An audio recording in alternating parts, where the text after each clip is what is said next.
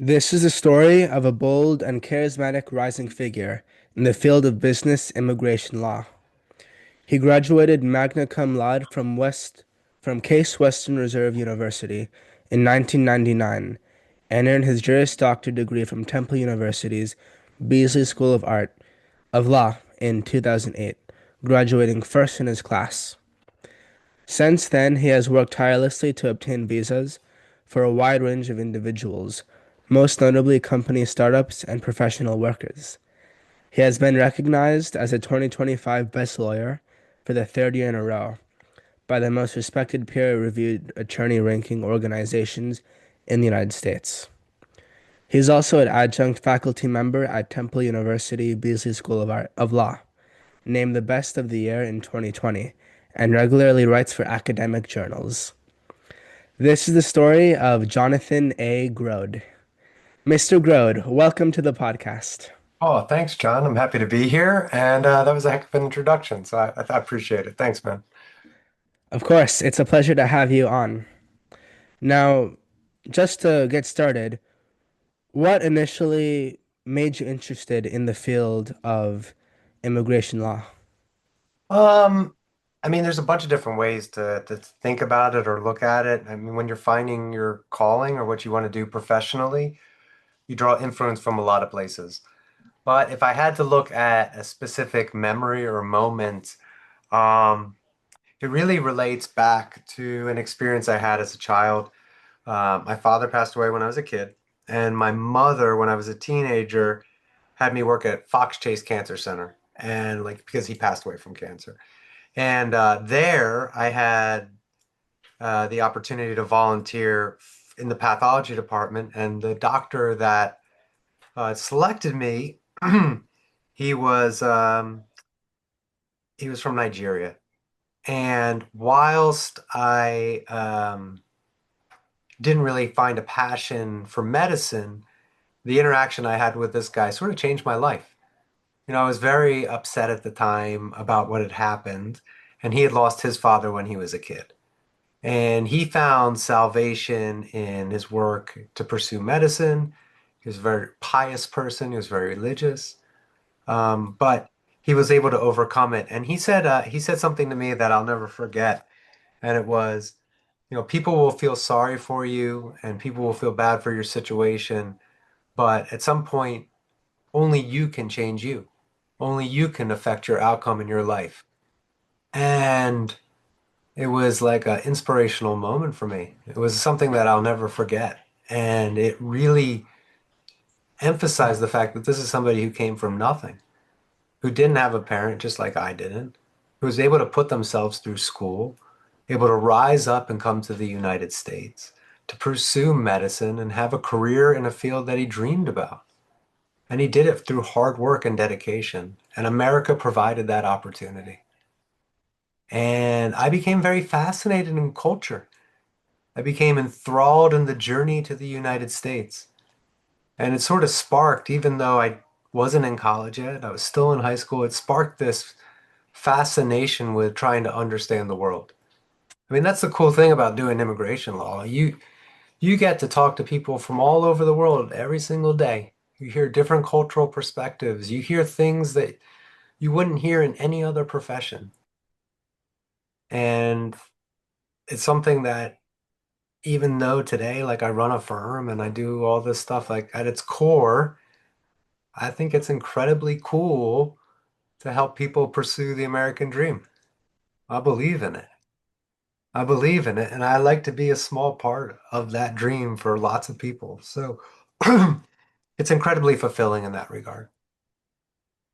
Yes, and what you said definitely resonates with me as well. What you said about hard work and dedication.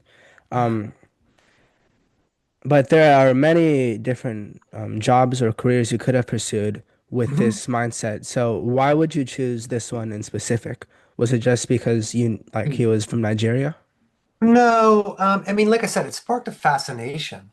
Like I didn't actually go to law school until later in life, John. I was a little bit older. Um, I was 27, almost 28 when I started law school. After I graduated from college, I really made it an objective to travel the world. I spent most of my 20s traveling. And it was really spectacular. And it was because of the experience with Dr. Adesina was his name, is his name. And it was that experience that spurred me to want to see the culture firsthand. So, I did a junior year abroad in the UK. I traveled around Europe. I came back. I worked at an immigration law firm. I got my start in the field. And I love the fact that while working to make money to fund travel, I was sort of able to travel without leaving my desk. Like every time you help somebody from a different place, you're transported in part to that place.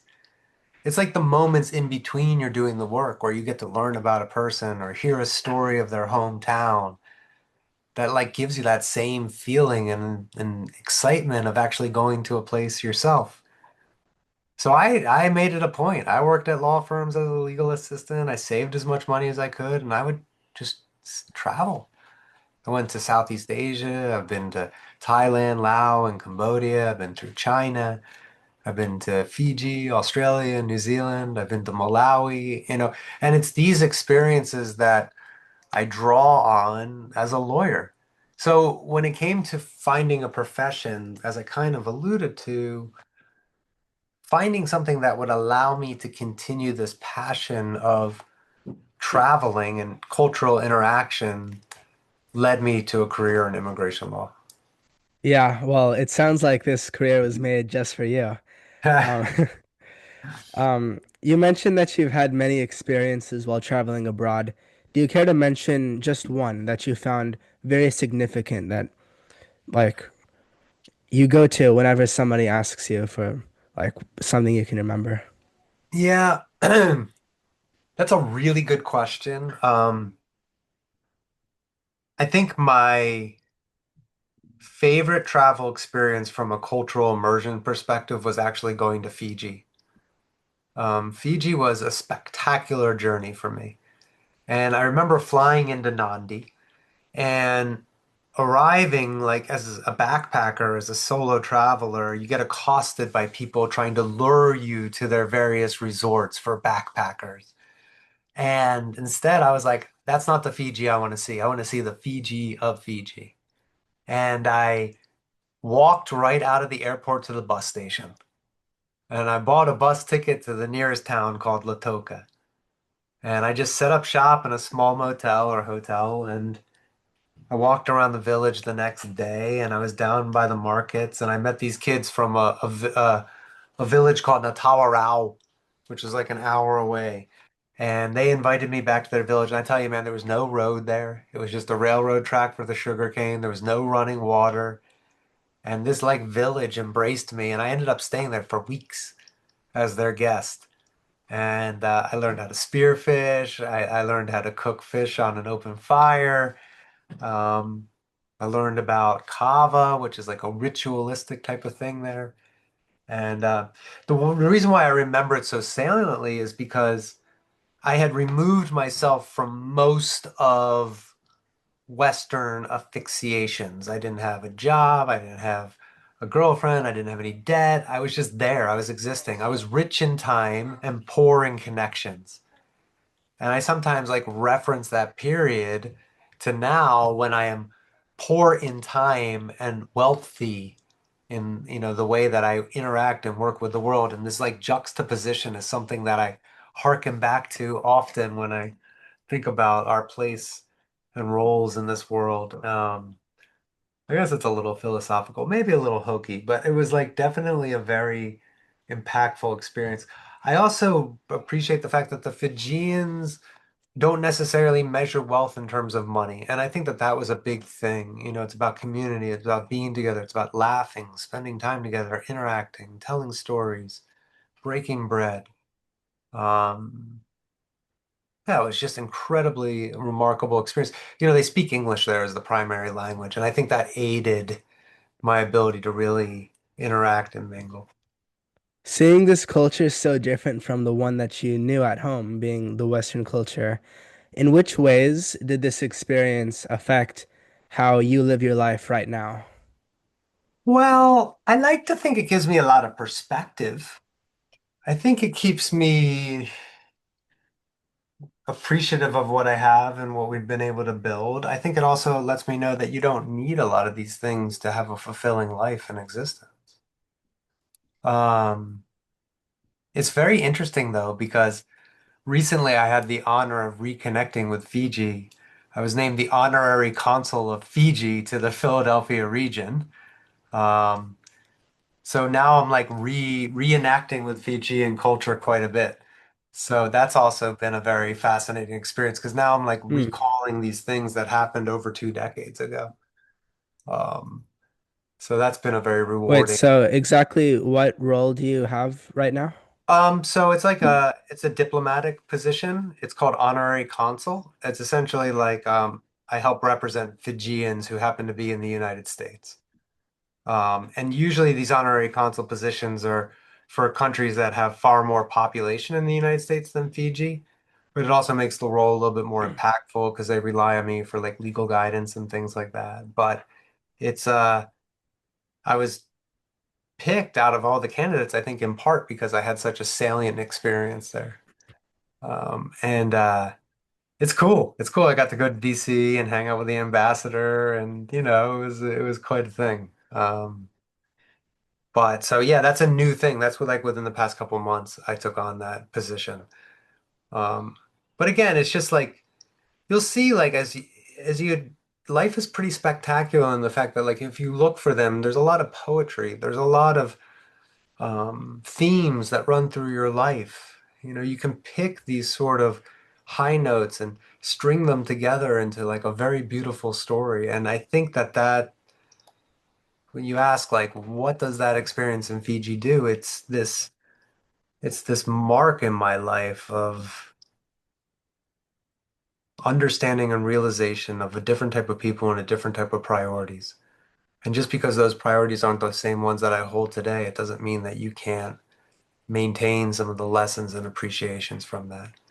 And that being able to like represent those people here in the United States in an official capacity just makes it all the more memorable, makes that string a little bit thicker, makes that bond a little bit stronger. And yeah, I appreciate it. I really do. Yeah, that does sound like a very insightful takeaway.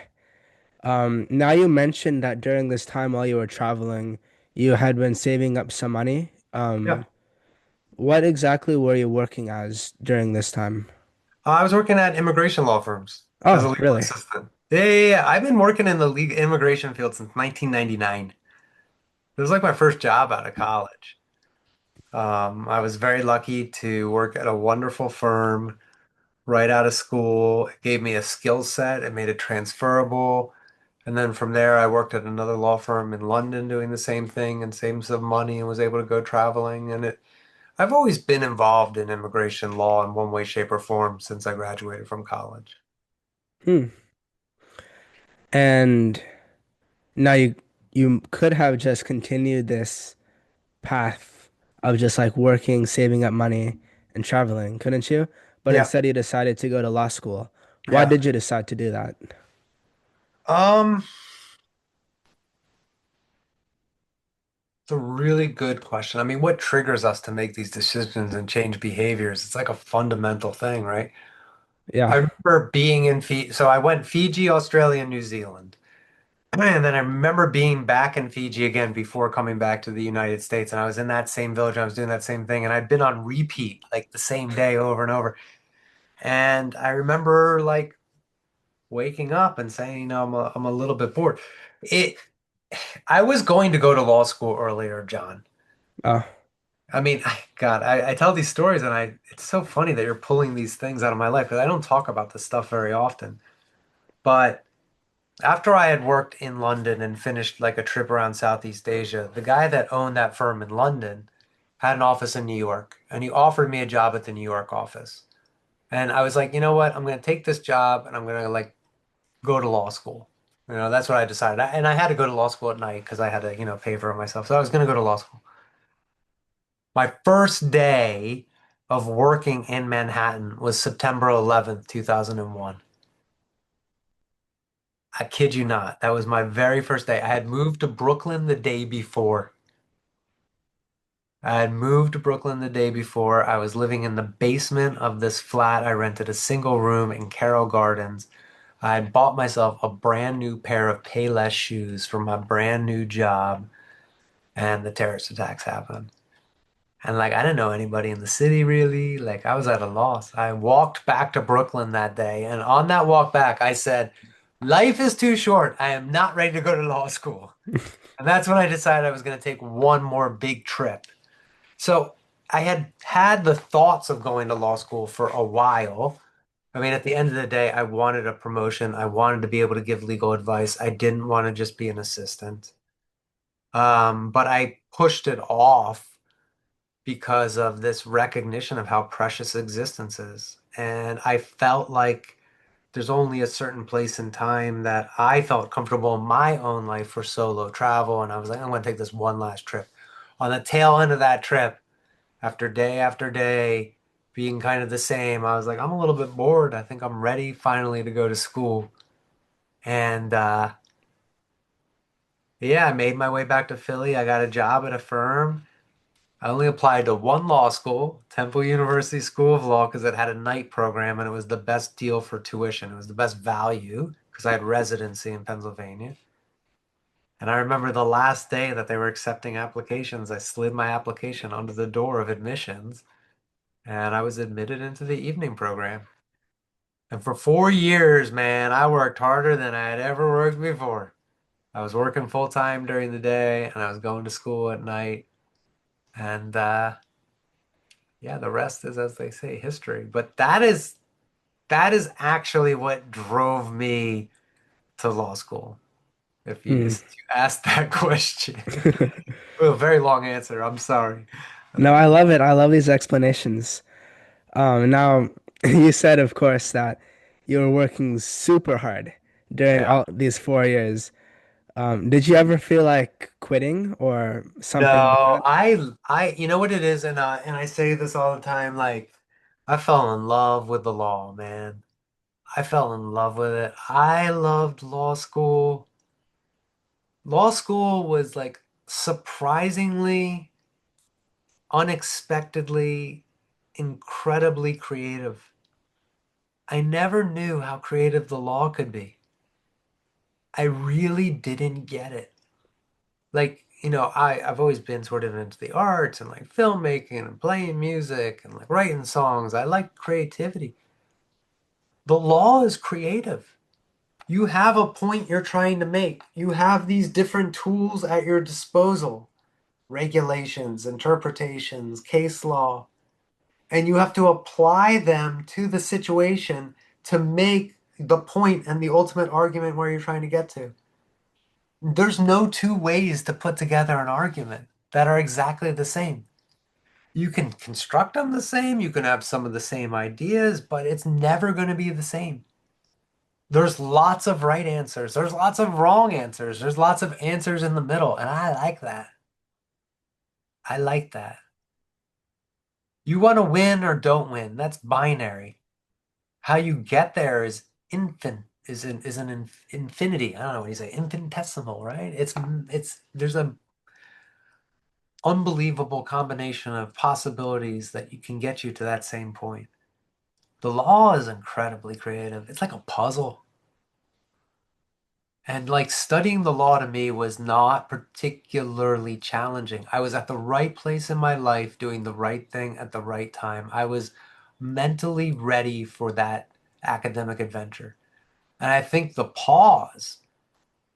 6 years I took off between college and going to law school matured me as an individual so that when I was there to go to school, I was ready for it. And you said it in your opening, like, I didn't go to law school wanting to be first in my class.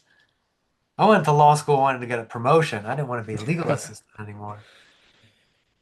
It just so happened that it really clicked.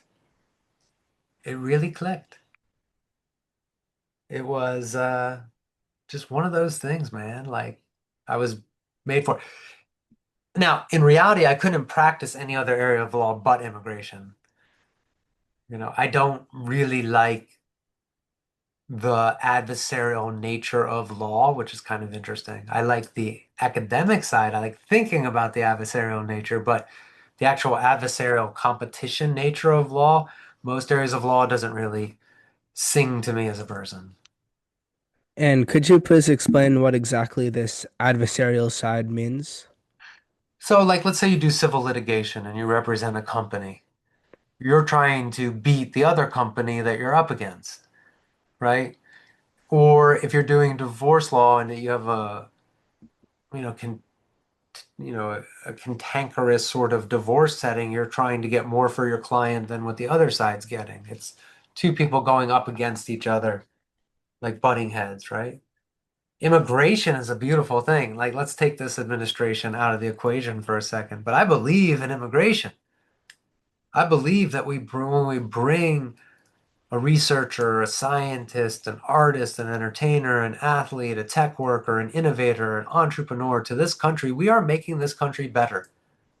You can disagree with me, that's fine, but I believe it. And I believe when we bring the most talented people from around the world to the United States, everybody wins. The country wins, we get a good person. A company wins, they get a strong worker or a strong mind. The individual wins because theoretically, America is a wonderful place to live. It is a spectacular place. Like, I believe in this country and the American dream.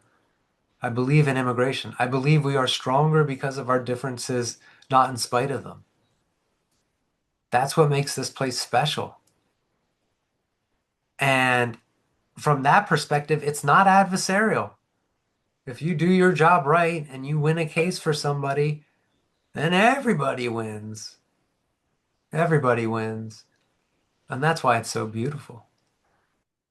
Wow. Well, that does sound like a very optimistic perspective to look at it. But when I hear that, one thing does come to mind, and that is the term brain drain. So, Yeah, the home countries where all these smart people are coming from, don't they kind of lose because the people who well, are doing good leave? sure. Yeah, of course. It's not a zero-sum game, John. Like there is going to be winners and losers, but you can also think about it a different way, which is let's say you have a nuclear scientist from Malawi, which is a spectacularly beautiful country. Well, there's not the resources to do nuclear science in Malawi. There are in the United States. There are the best Mm. places to do the research in that particular field. And if that person takes that knowledge and brings it back to their home country or helps their home country, maybe it has a net positive benefit. You know, I'm not saying that it's all roses and sunshine. It never is. But I do believe that the world is a better place when America shares and learns and shares its expertise and leads the world in innovation. I do believe that having people who are the best and the brightest coalesce in one place at our best universities, at our best companies to innovate and to create benefits all of us.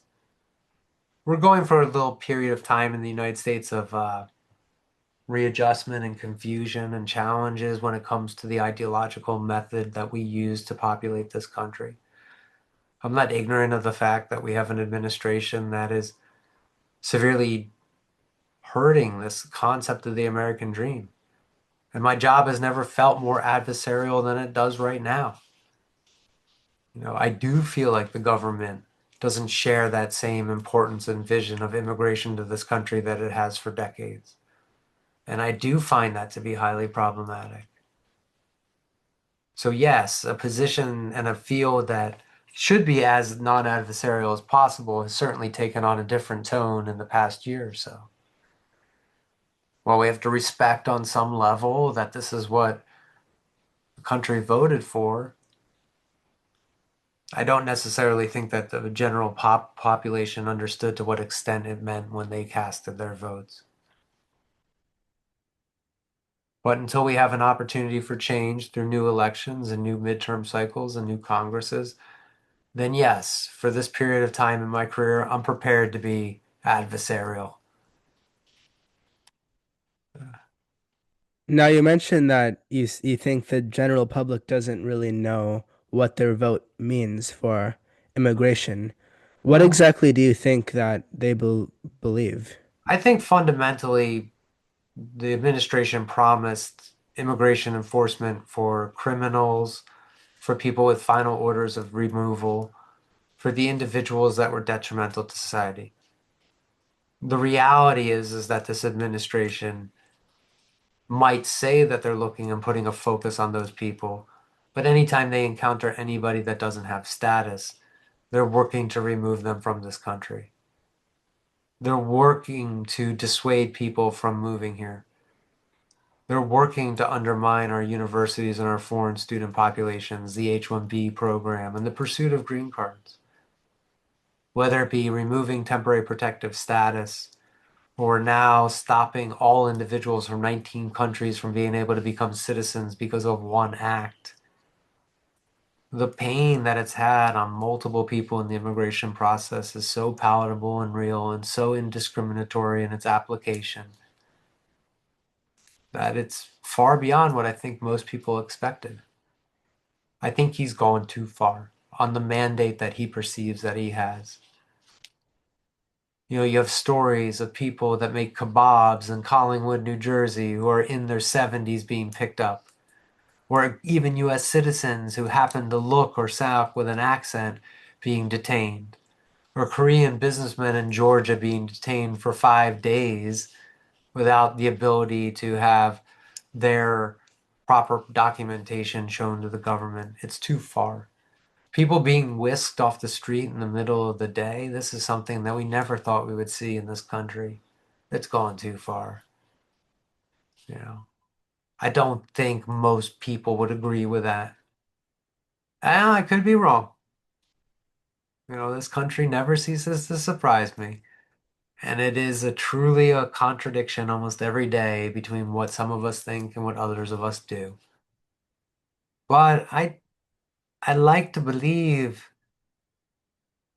that most people would not approve of what has been happening to the immigrants in this country, to our fellow new Americans.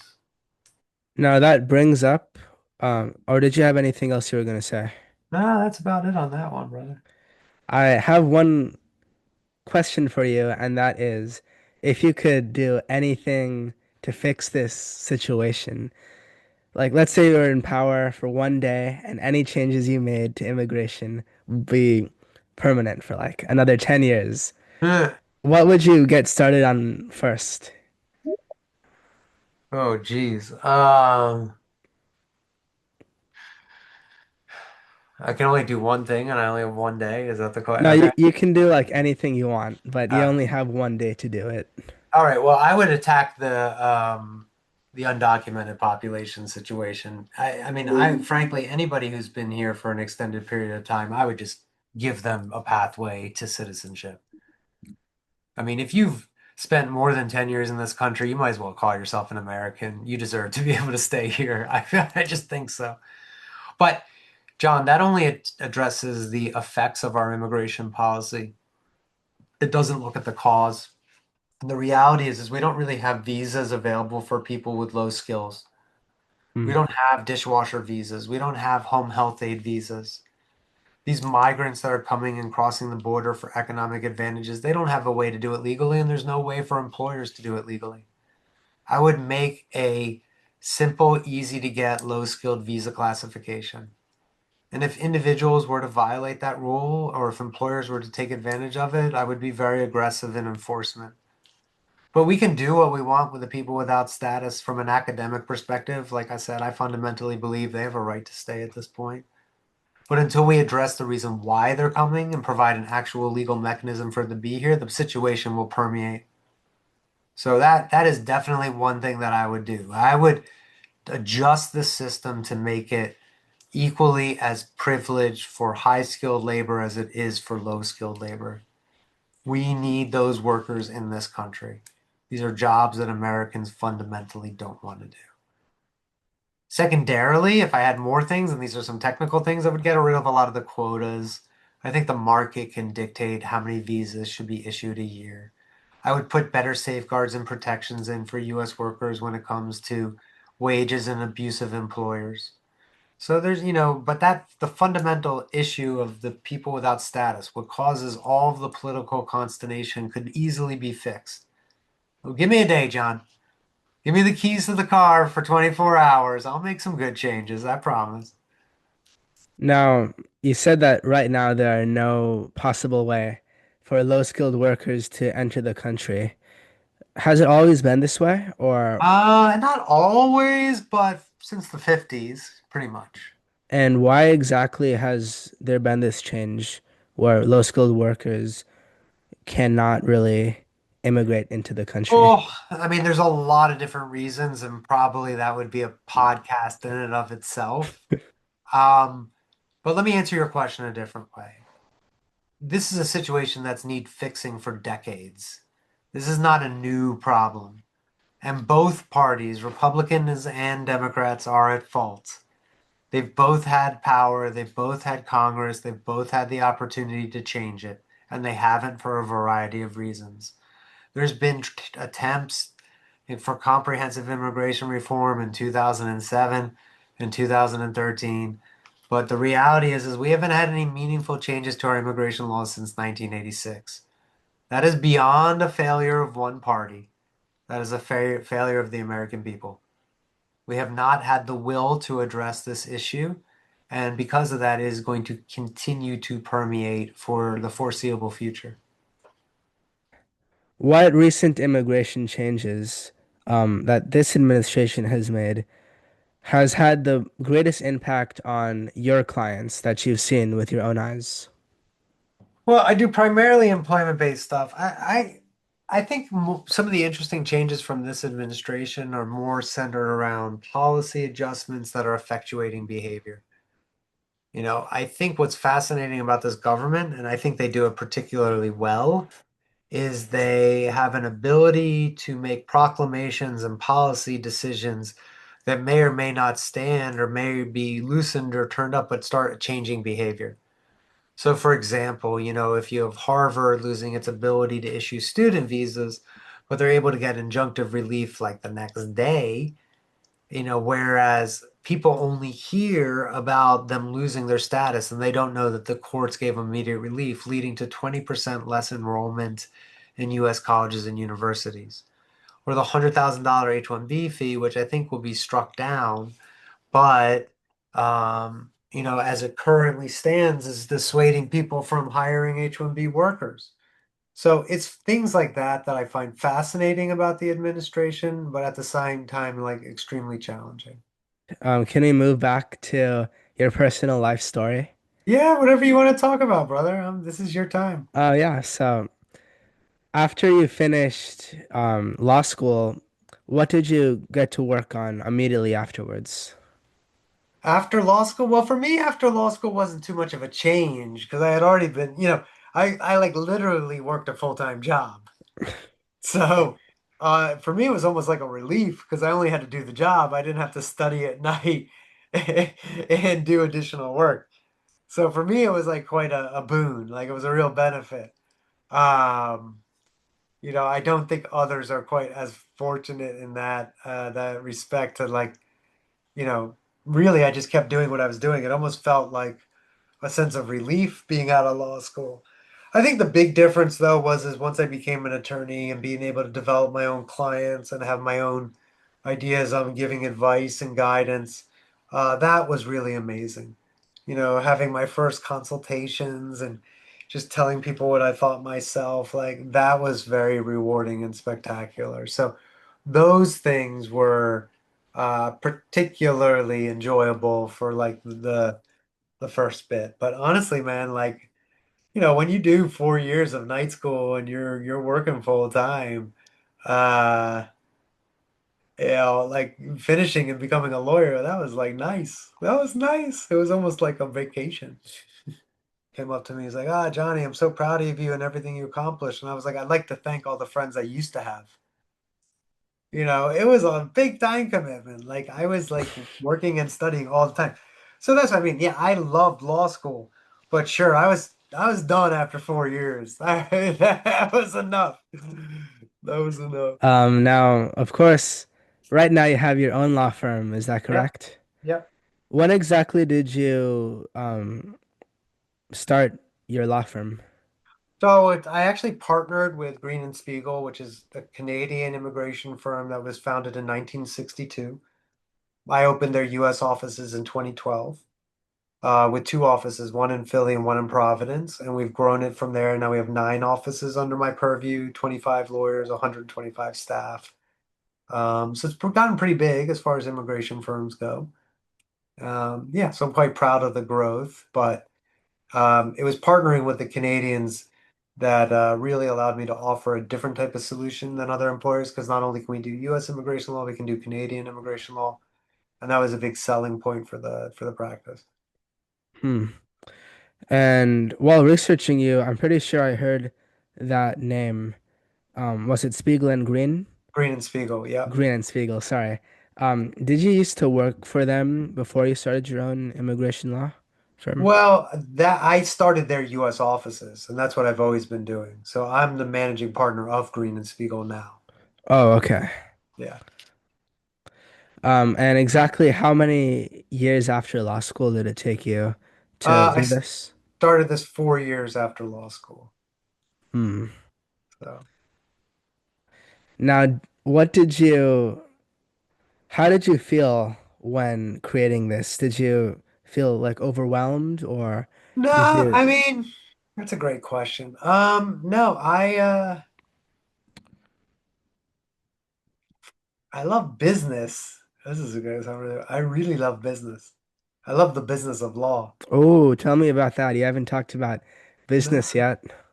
no, I mean the business of law is like that's what I do now, really. I mean, look, I still take on individual cases and all the stuff I talked to you about, I mean, is very much real and applicable, but I mean, I run a law firm, I manage the law firm, I have a business. Law is a business. And, our the way we present ourselves, the way we market the firm, the way we talk about the firm. I mean, this is all about brand and brand identity and brand creation and creating trust. And I teach a class called Law Practice Management at Temple Law, which is about how to set up and run a law firm.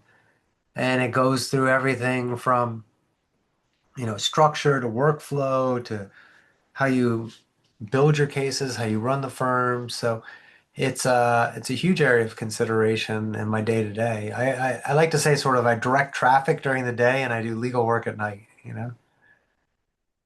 And this is something that you like to do, correct? Oh yeah, I love it. I like the business of law. Yeah. Name something in particular that you look forward to doing every day as part of the business. What do I like most about it? That's a great question. I mean, it is, I still do a lot of consultations. I still talk to a lot of people. I really do thoroughly enjoy that part of it. The rewards of running the business itself are more short and medium term goals and objectives and realizations. That's a little bit different just because it is far more um, about setting a goal, reaching a goal, whether it be opening a new office or growth of the practice or getting a new client. That drives a lot of that. So it's hard to like say from the business of laws or like, you know, one particular thing. I would say no. Is there these like short, longer and medium term rewards? Yeah, 100%. 100%. And that's actually what drives me is sort of setting an objective like a North Star and sort of veering the ship that direction. It's great. Now, I just have one hypothetical question for you. Okay. And it kind of relates to what you were saying before of your visits to Fiji. And it is if you wouldn't get any extra awards, no money, no status, no anything out of doing your legal work and helping clients.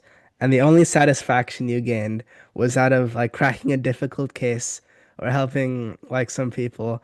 Would you still be doing exactly what you were doing today?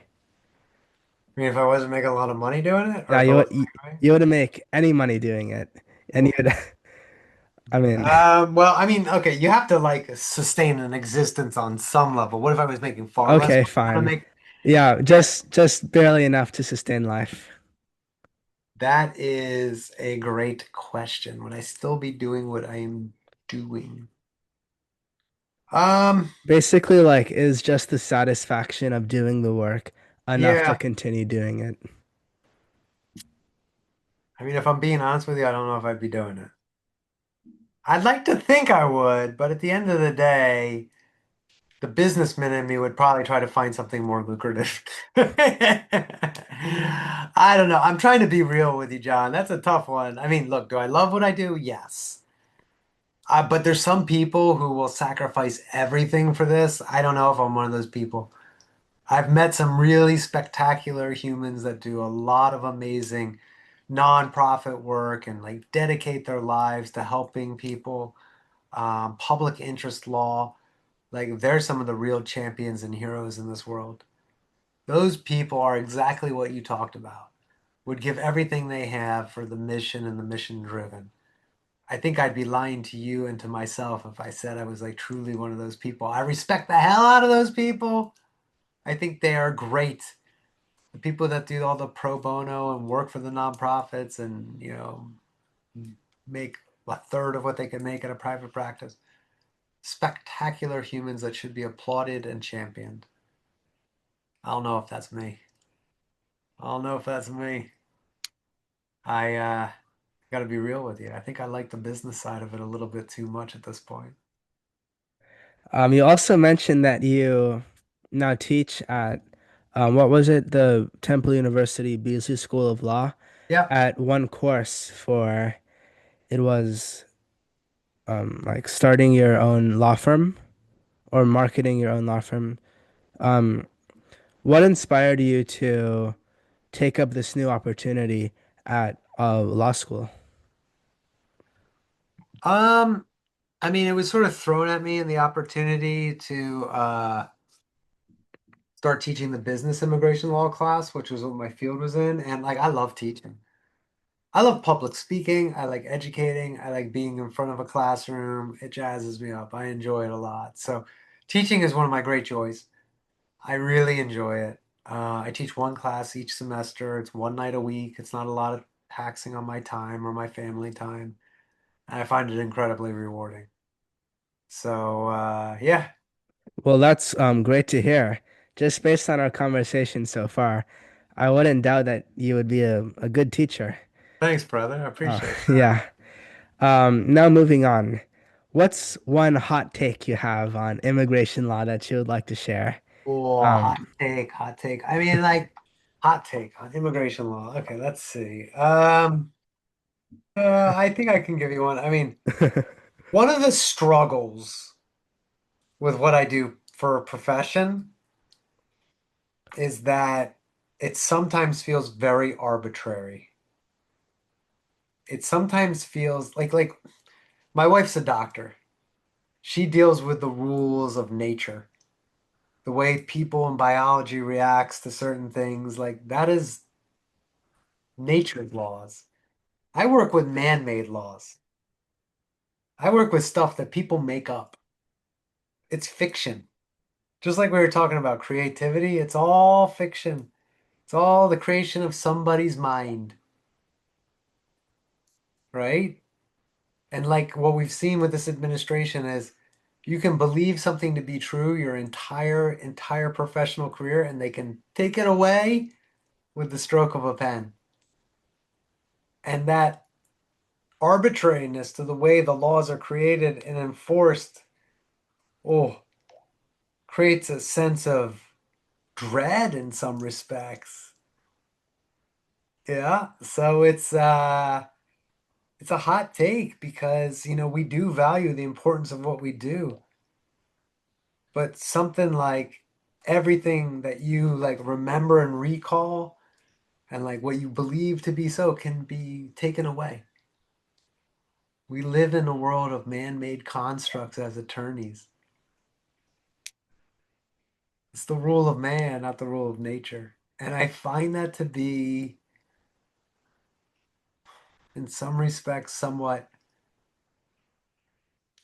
counterproductive on some of the efforts that we make. Like in an ideal world, John, we wouldn't have borders or a need for immigration lawyers. We just could go wherever the heck we want to go. Well, that's not the real reality we exist with. So I focus in on the helping the people and helping the companies and helping the country. But sometimes you just say to yourself, "Whoa, who the hell made up this stuff?" Yeah. Does this ever demoralize you? I mean, it can if you let it. You can if you get it, but it doesn't bother me. I'm generally a very happy person and enjoy it. Okay. Well, that is good to hear. Now, if you could just share, just tell me how you're doing right now in the current role that you have right now. So I'm the managing partner. I run the practice. Everybody ultimately reports into me. Um, I do some casework, but I also have other partners and I respect their opinions and value their perspective. I've been like working on this concept right now, John, which is a good leader gets people to follow. A good leader gets people to believe in the mission of what they're trying to do. A great leader creates other leaders. Like I want to create other people that feel that same passion, that same drive to grow and build the practice. Like I'm focusing in on that. Like I really don't want to have to run the practice. I want the practice to be able to run itself. I want the next generation to step up. So, I feel like I would probably only be running the practice for a few more years before I would allow somebody else the opportunity to do it. I mean, I've been doing it now coming up on 16 years, or sorry, coming up on 14 years. That's a pretty long run, Yeah. you know? So at some point, you got to hand the reins over to the next person because if you wait too long, then it passes you by. And that's important to me is to make sure the firm becomes an institution that it carries on for well beyond when I'm practicing. Well, that is great to hear, and it definitely sounds like you do not care as much about maintaining your power as other people. Yeah, I mean, I've had a good long run of it. I'll stay involved. Don't get me wrong, and I plan to like influence, aspects of the practice, but the day-to-day operational side, sometimes you need to have another voice. You have to give somebody else another opportunity. Now, after you, I guess, step down from this leadership role, do you just plan to work on individual cases or? No, I plan to move more into like an executive capacity. I might take a few cases here and there, but I'll help with like the strategic vision of the practice and like where we're trying to get it to, and I'll certainly help the practice in that respect. I'll still do speaking and I'll still go around and I'll meet with clients, but the day-to-day aspects of departmental productivity and stuff like that, I'm not gonna be ultimately responsible for. How do you envision your company being in like the next 10 or 20 years, or even 100 years, long after you're gone? In which ways do you hope it changes from how it is today? Well, I hope that it adjusts and changes as um, situations change with the law in the country. There's new technology coming in, there's new advances in the way things will be done and processed. We'll have new laws, we'll have new presidents. I guess my hope is for versatility. My hope is that the practice will be able to adjust and change as the country and the law changes. I don't know what that's going to look like. I just know it's going to be different. Hmm. So adaptability is probably the thing that I plead for the most. Yeah, and it definitely sounds like your your vision of creating great leaders will help this. I hope so. This has certainly been a wonderful conversation. I'm so glad to Ah, have you're a had good you guy, John. Thanks on for this having me. podcast. Really quickly before we close, what do you wish to leave the audience with? Um, especially now with the current state of the law and immigration, if you believe that what's happening in this country is not to your liking, you have a voice. You can call your congressman, you can call your senator, you can tell them how you feel. You can write a letter. But more than that, when the election comes up, vote. Vote. Get out there. Exercise your right. 1/3 of the population decides our elections. 1/3. It's not actually a majority. It might be the majority of people that vote, but not everybody votes. And if we want to have true representation from our elected officials, we need to get out there and exercise that right, regardless of your political view or your perspective. Let your voice be heard. It's not about a tweet. It's not about posting on social media. It's about exercising one of those most important rights of being an American, representation. Well, that was truly a very insightful conversation, and I appreciate your closing remarks. Once Yeah, again, thank you so much for joining me. I cannot stress enough how much I appreciate you taking this opportunity to speak with a high school boy like me. It's been a lot of fun talking with you. John, it's great, and I expect greatness from you, sir. Have a great rest of your day. You too. Goodbye.